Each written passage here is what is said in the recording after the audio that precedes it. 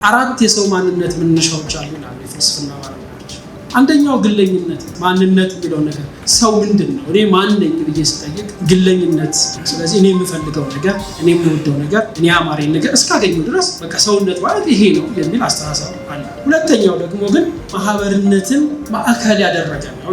ማህበርነትን ማዕከል ያደረገ ነው እንደ ኡቡንቱ አይነት አስተሳሰቦች ማለት ነው። ወይ ማት የሚባል የግብጽ አስተሳሰቦችም ማህበርን ማዕከል ያደረገ ሲሆን እኔ ማለት እዛ ማህበር ውስጥ ያለው ነኝ የሚል ይችላል። ሌላ ደግሞ አካባቢ ተፈጥሮን ማዕከል ያደረገ።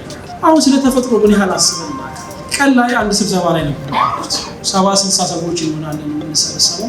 ለ70-60 ሰዎች ለምንሆን ከ1000 ገጽ በላይ ወረቀት ታትሞ ተሰጥቷል። በኋላ ላይ የሚሰበሰብ ይሄኛው ጉዳይ ተብሎ ይሰጣል። ከ1000 በላይ ወረቀት ይሄ ሁሉ ሰው በኋላ ላይ የማንጠቀምበት እዛው ተተነው የምንወጣ የሚጣል ማለት ነው። ወጪው ሲቀር ገንዘቡ ሰባከኑ ምንም አይደለም፣ ግን አካባቢያችን ላይ የምናመጣው ተጽዕኖ ይሰማናል። አካባቢን ማዕከል ያደረገ ማንነት ያላቸው ሰዎች ያሳስባል።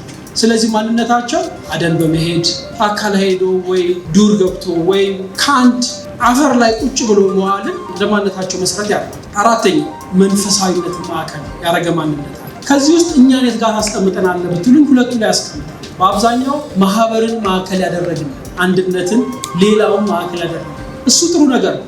ያንን መርሳት የለብንም። አሁን እኛ ሀገር ማስተውላቸው ሁለት ነገሮች፣ አንድ ማህበርን ማዕከል ያደረገ ማንነት እንዳለን እየረሳን ነው። ሁለተኛ ድህነትን የመርሳት ችግር ያስተዋል። እነዚህ ሁለት ችግሮች በጣም የሚያጠፉ ይመስላል።